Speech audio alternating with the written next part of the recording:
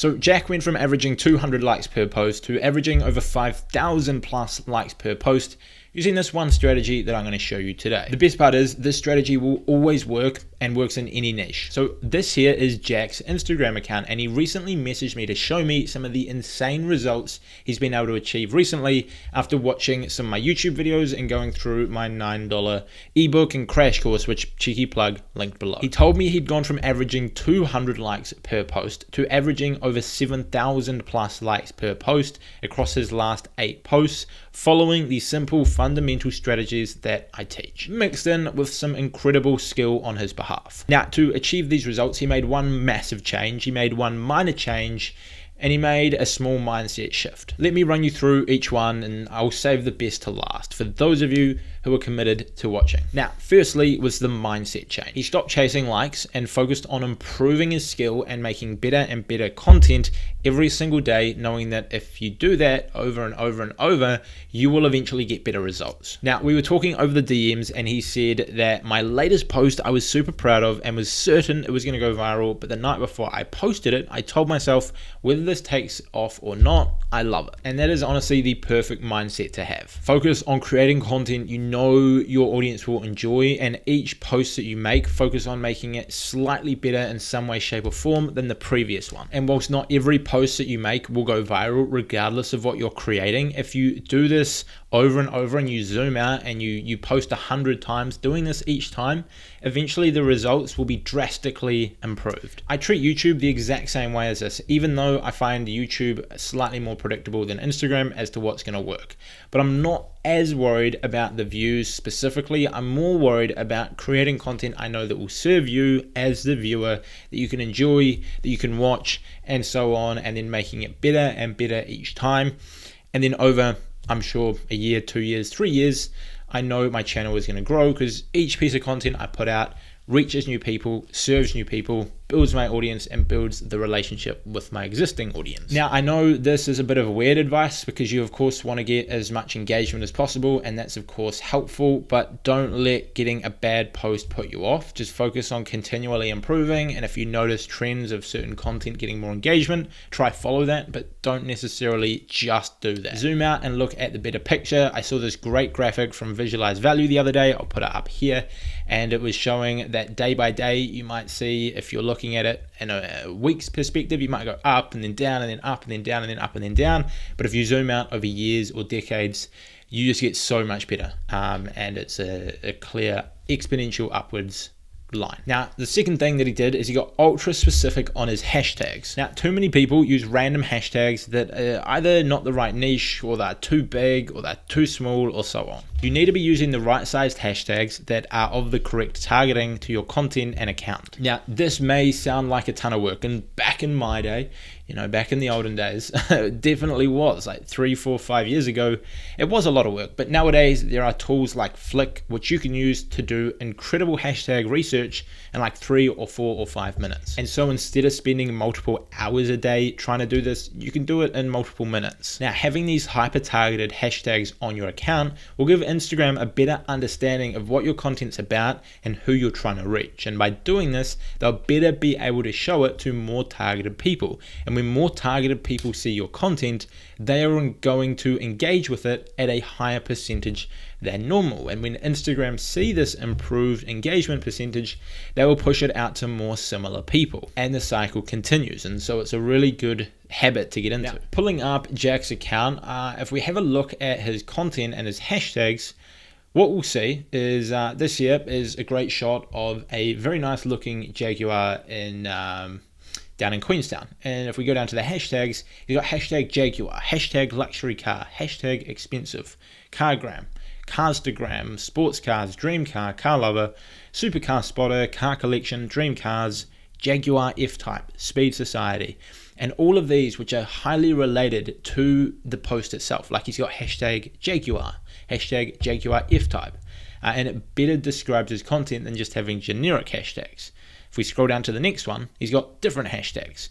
He's got hashtag Import Alliance, hashtag Jap Cars, hashtag Car Week, and he's got hashtags that specifically relate to this piece of content, which means Instagram can show it to more engaged people who are more interested in that. He'll get more engagement and it'll help him grow on the whole. If you want to learn how to better conduct your hashtag research to save a huge amount of time and improve your reach, go check out the hashtag tutorials on my channel and grab yourself a free trial of the tool that I use and recommend. Flick down below. Now, the third and probably biggest domino that's created these results is content. Now, I bet you didn't see this one coming, but I'm going to say it. Create more engaging content. Now, if I had asked you at the start of this video to comment down below one thing that you think I'm going to say throughout this video, I can just about guarantee 90% of you would have predicted that I was going to say create more engaging content. And that's because honestly, it's true. And that's why I say it so often, because that's like the number one fundamental that you all need to understand. Now, I see this over and over and over again. When people take the time to improve their skills, to develop their skills, to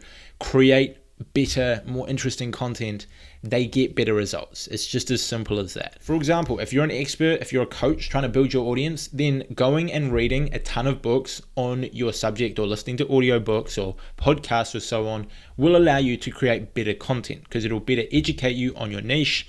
You'll learn about more nuances inside the niche. You'll pick up new vocabulary. You'll see new case studies. You'll have more things to reference when you're talking about content and so on. And it makes it way more interesting. Or another thing you could do is go onto YouTube and research a ton of editing tutorials which show you how to better edit your photos so that they look better, or that better edit your content so it comes across more interesting, whether it be photos or videos. This way you could have cleaner cuts, better effects, have the color on the photos pop out a lot nicer, and it's going to help you get more engagement. Or maybe if you are someone that records videos like this one, you invest a little bit of money into getting better lighting. I've got a softbox there, and then you get better audio quality. I've got a microphone here, and maybe you create a wee setup, and none of this stuff is that expensive, but by going and doing that, getting a camera if you want, or just using your phone with good lighting will help you up the quality of your content. People will watch it for longer. That is going to push it further in the algorithm. These are all things you can look at to make your content better. You don't have to do all of them. Start, slowly adding in things. Maybe you start by reading a little bit more books to improve your knowledge, and then you create better content. And when you get used to that habit, maybe you throw in, learning how to edit better, and then maybe you throw in getting a better setup, and so on. You don't have to do it all at once. And if you're only going to use one growth strategy for Instagram, this is the only one you need. The other ones definitely help. They can add the cherry on top. But at the end of the day, if you really focus on this, you'll get better results. And by making your content more engaging, people engage with it more. And Instagram see this. They push your content out to more people. When people land on your page, they see a ton of content that just is better than what they're used to seeing in your niche. Then they binge your content, and Instagram are like, damn, this person clearly is doing something right. Let's push them out to more people. They push your content out to more people come to your account, they love it, it's refreshing, they binge it. Instagram can confirm that they were right and that this content is great. They push it out to more people once again. And this can be through the explore page, through hashtags, just through the home feed, and so on. And I keep saying this, but it's because 95% of the struggle of growing on Instagram is actually creating content people love. Now, Jack is no different. And don't get me wrong, the content that he was posting on Instagram when he was averaging 200 likes per post, like I said, that he started off at, was actually very good content. It was great and way better than the majority of people were probably already doing on Instagram. Now, I'm just going to quickly show you what I mean before we move on my computer. So this is his account, and this is the content that he used to be posting. And as you can see, it's very good. Like, the quality of this photography and the editing is great. And he was getting, 150 or so likes per post. But if we take a look at him now that he's continuously developed what he's doing, and we look at his content, look at the difference that you see in this. It jumps out. It's like nothing that I've really seen on Instagram. Like, look at that. That's going to grab your attention if you see this come up on the explore page. Or if you click on his profile and you see all of this, you're going to binge the content. You're going to follow him. You're going to look at that.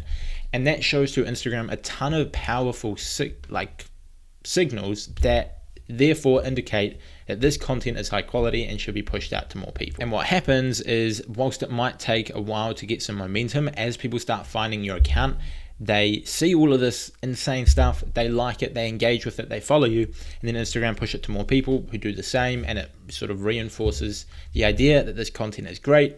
and then your content just gets pushed out to more and more people. Now, you don't have to upgrade your content through being the best photographer or editor. If you are a car photographer like Jack, that is one of the best things you can do. But if you are in a different niche, there might be other ways you can improve your content. Like I mentioned before, you could read more books on whatever it is that you're an expert in and that you teach people about, which gives you more knowledge and more understanding and more nuance to what you're talking about. As you become more interesting, people spend longer on your content, the algorithm sees this and they push it out to more people. Now, another great example of this, of someone who's gone viral and built an audience on YouTube recently in a quote-unquote saturated niche, is a guy called Alex Hormozi, which I recently mentioned in a previous video.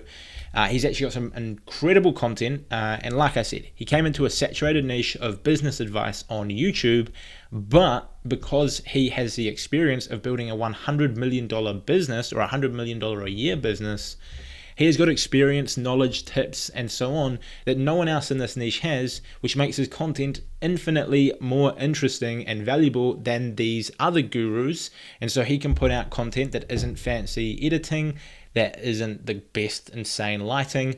He's got good lighting, he's got basic editing, he's got good audio and so on, but it's not particularly fancy like you might see other creators in the niche.